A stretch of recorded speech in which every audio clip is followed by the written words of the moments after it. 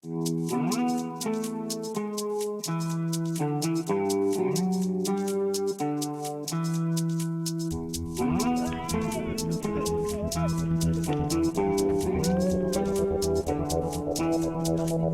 moi, le cinquantenaire, ça veut dire anniversaire, rencontre, retrouvailles. Le passé, la nostalgie et...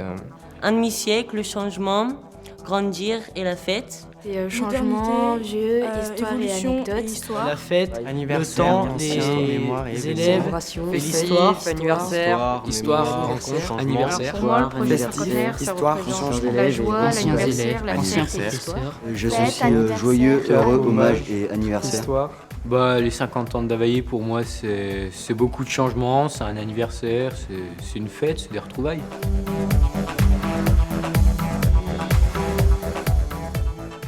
Comment était l'exploitation avant ? Elle était toute séparée entre 3 gagés. Les élèves allaient sur l'exploitation avec un professeur technique adjoint, où ils avaient 2 hectares de vignes qu'ils faisaient aussi de A à Z, mais avec des gros groupes. C'était une vingtaine d'élèves en même temps, autour d'un professeur.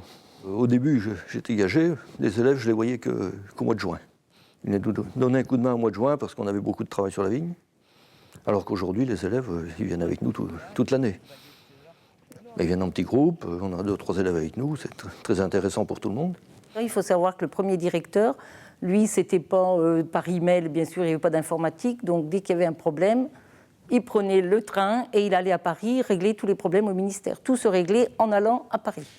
C'était pas par email ni par téléphone. Moi, je l'ai vu souvent prendre sa sacoche et partir régler tous les problèmes qu'il y avait.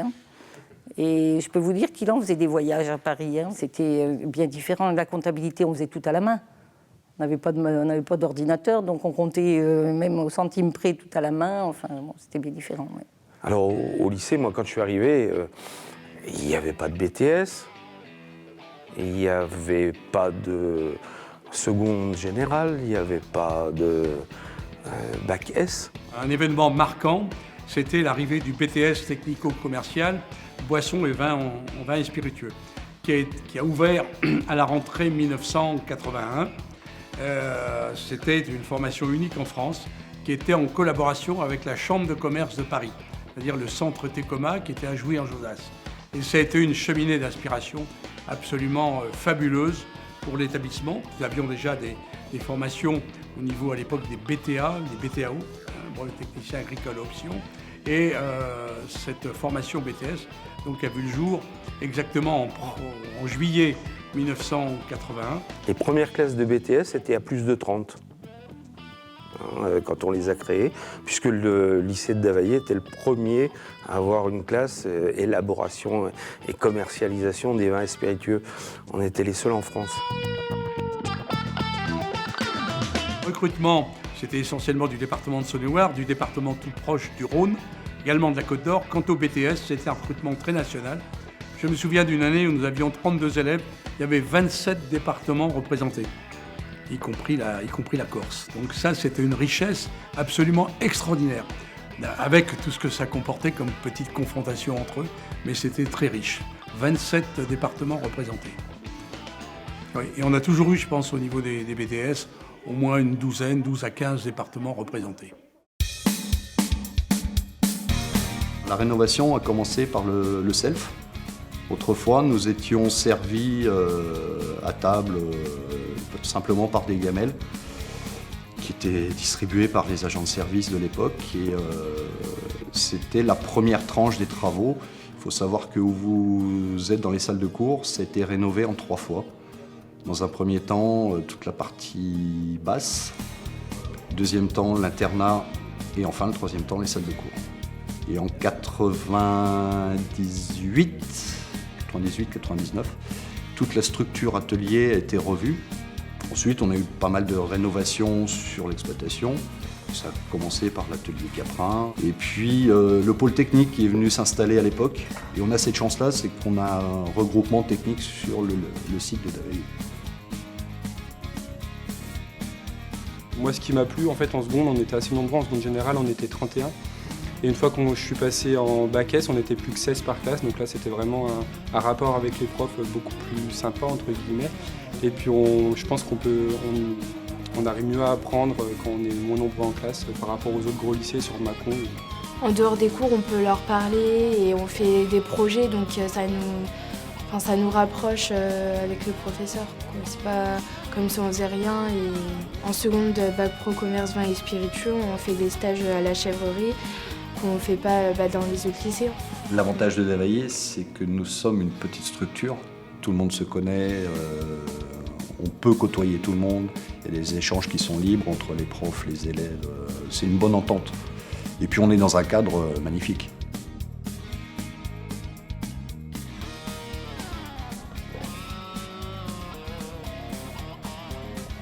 Les temps forts, c'est essentiellement chaque nouvelle rentrée avec la période des vendanges. Ça permet de faire connaissance avec les élèves dans d'autres circonstances que des cours. Après, c'est l'ensemble des manifestations qu'il y a pu y avoir sur les différentes années, que ce soit avec les professionnels, organisées par les élèves, etc.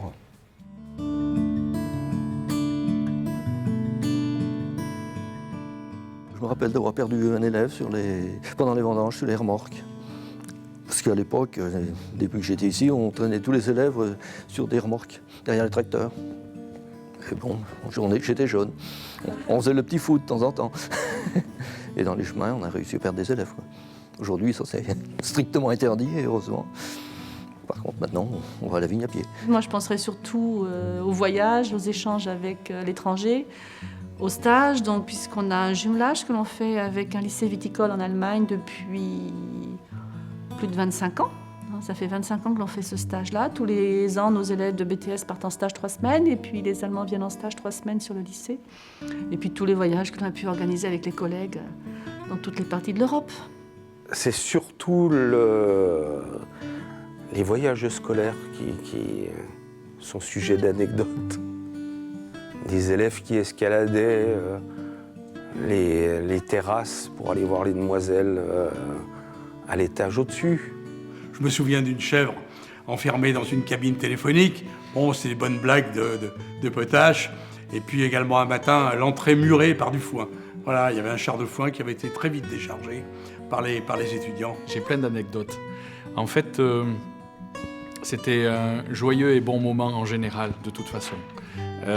C'est là où on s'est fait des amis, avec qui on travaille toujours d'ailleurs. Les meilleurs souvenirs dans le lycée, je dirais les repas à la cantine. Curieusement, ça peut paraître curieux, mais les repas à la cantine, c'était souvent très drôle. Pour moi, Davaillé, ça a été une seconde famille. J'ai rencontré des gens que je vois encore 3 ans après, alors qu'on n'est plus... Moi, j'habite dans le sud, donc forcément, on n'habite pas dans la même région, mais on se voit encore. Donc oui, c'est un lycée qui me tient... C'est un endroit qui me tient beaucoup à cœur. Mes meilleurs souvenirs, ce seraient les soirs à l'internat où on était vraiment tous ensemble. Et les soirées entre BTS où on pouvait déguster des vins qui venaient de la France entière, vu qu'on était plusieurs fils et filles de vignerons. Donc c'était toujours très intéressant, très festif. On faisait plusieurs balles dans le gymnase du lycée. On invitait un DJ. Une fois que la nuit tombait, on mettait de la lumière, etc. Puis ce qui était sympa, c'est qu'on voyait les élèves un petit peu sous une autre facette. Les filles s'habillaient en robe, les garçons sortaient les chemises, etc. Et on pouvait danser. Bon, on avait bien les consignes du CPE jusqu'à minuit moins le quart, c'est pas plus, fallait pas déborder, pas d'alcool, etc. Mais c'était quand même sympa dans le lycée. Mon meilleur souvenir, c'est au lycée que j'ai pu déguster les 5 seigneurs du Médoc, puisqu'il y avait des élèves qui avaient organisé ça doit être en 83 ou 84, qui avaient organisé une dégustation des 5 premiers grands crus classés du Médoc. Et j'ai pu déguster du Mouton Rothschild, du Latour, du Lafite, du Haut-Brion, etc. Et ça me reste.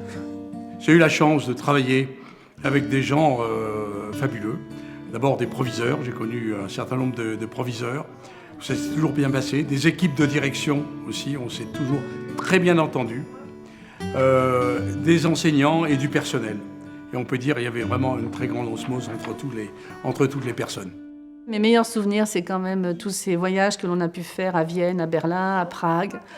Et puis forcément, les joies, les pleurs de joie de tous les élèves quand ils réussissent leurs examens, quand on les annonce.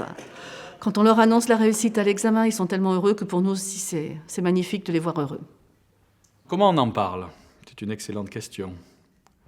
Plutôt en bien. Et effectivement, souvent avec une larme à l'œil.